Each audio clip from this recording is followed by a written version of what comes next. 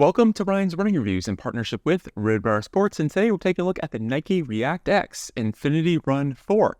It's a very long name for a running shoe. We're also going to compare it to last year's version to see what changed. Let's run with it.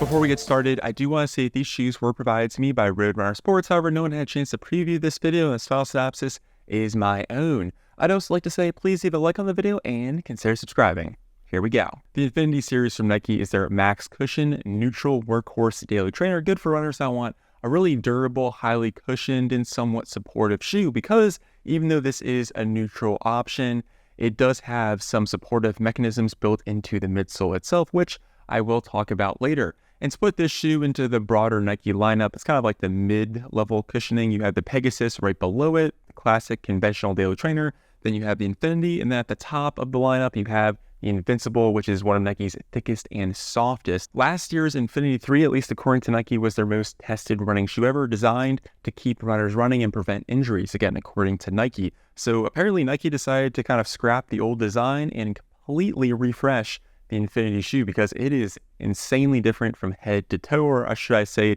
from outsole to upper.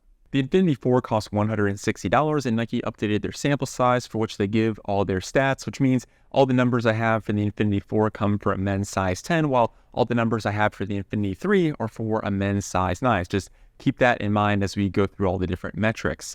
As far as stack height goes, we have 39 in the heel, 30 in the forefoot for an updated 9mm drop, and I believe that is an increase in stack height compared to last year's version, which had 34 in the heel and 26 in the forefoot for an 8mm drop. So the increase of stack height and also increased the overall heel to toe drop. However, one of the biggest changes is the weight. The Infinity 4 comes in at almost 12.5 ounces for a men's size 10, while last year it was only 10.5 for a men's size 9. So we're looking at a substantial increase when it comes to the overall weight, and that's something I absolutely noticed when using this updated Infinity model.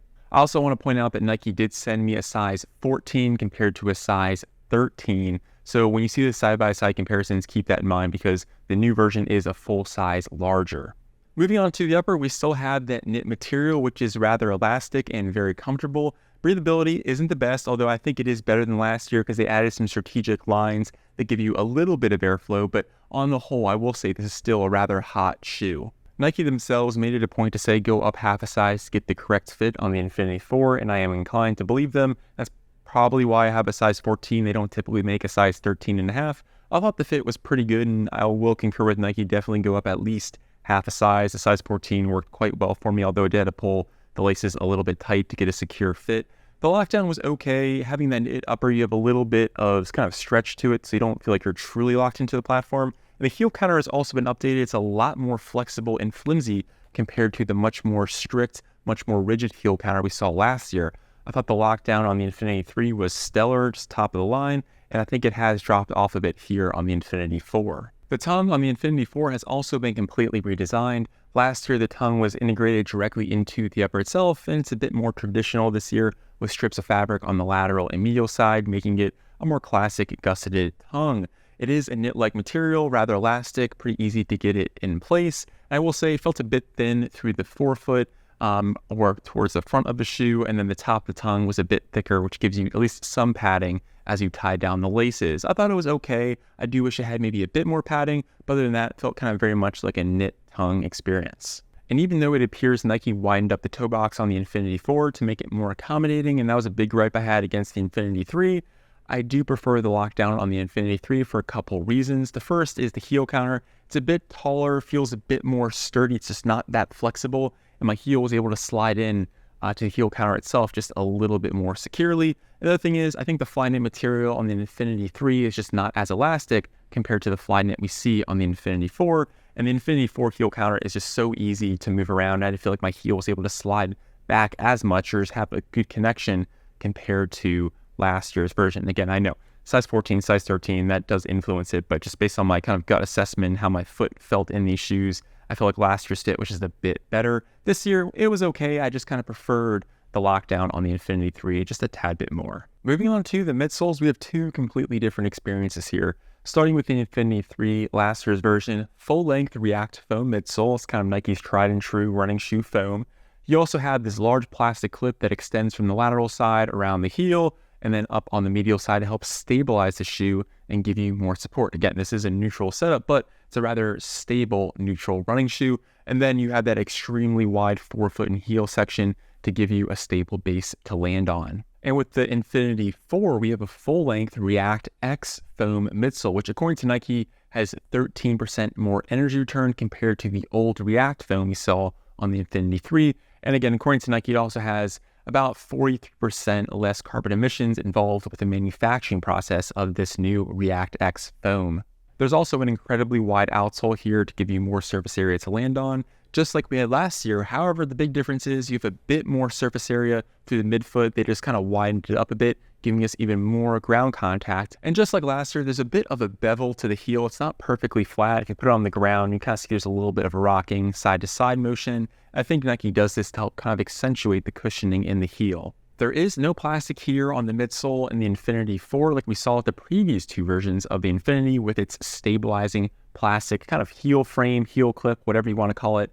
So instead of using plastic, to the best of my ability, it appears Nike is now using midsole sculpting. So if we take a look on the lateral side, you'll see this clear indentation. If you look on the medial side, that indentation does not exist, which means you have easier compression on the lateral side than the medial side, thus giving you inherent stability for pronation or if you roll inward. So the midsole collapse is a little bit easier to the outside than the inside, which is how the shoe gives you your stability. You see this kind of technology or setup from other brands, and Nike's just implementing it here on the Infinity. At least that's what I can tell. So you have that easier compression on the lateral side, the super wide base, and the shoe is a little bit stiff here too. So you can bind all of those things and it gives you a very stable neutral experience. Although I will say this almost kind of looks like a stability shoe, even though Nike's classifying it as a neutral shoe. So those are the key differences between the two midsoles, at least with regard to their cushioning technology. And after using the Infinity 4, I can absolutely say this is the softer of the two shoes, and it's also slightly more energetic. However, even though you have a thicker midsole and it is a bit softer, you pay for it with the weight of the shoe, which is over an ounce heavier, and it is absolutely noticeable. And when comparing the stability of these two shoes, I felt like the Infinity 3 was the more stable option, mainly because the new ReactX foam is much softer, and the old plastic heel clip, in my opinion, did a better job of providing guidance if you happen to need it. Nike made this noticeably thicker, softer, and heavier, and I think it works best for those slower paced efforts or for someone who just wants a highly durable workhorse shoe.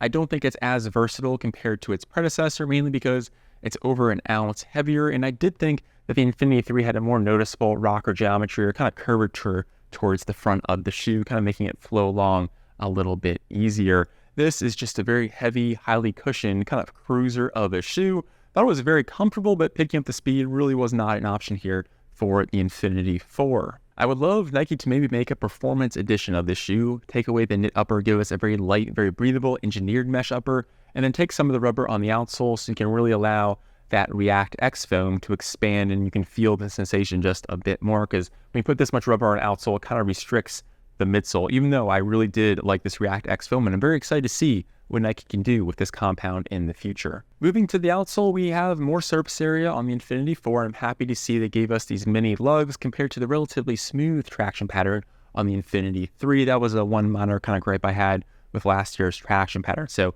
grip and I think overall rubber definitely increases here on the Infinity 4, just again part of the reason why the shoe weighs so much, but I will say I think the traction is a little bit better on this newer edition. So let me know down in the comments, what do you think of this upgrade? Is Nike doing something good by kind of removing their most tested running shoe ever and kind of going back to the drawing board? Or would you like to see a revamped Infinity 3 with ReactX foam? Let me know in the comments. Well, I'm Ryan from Ryan's Running Reviews, and I'll catch you guys on the next one. Thanks.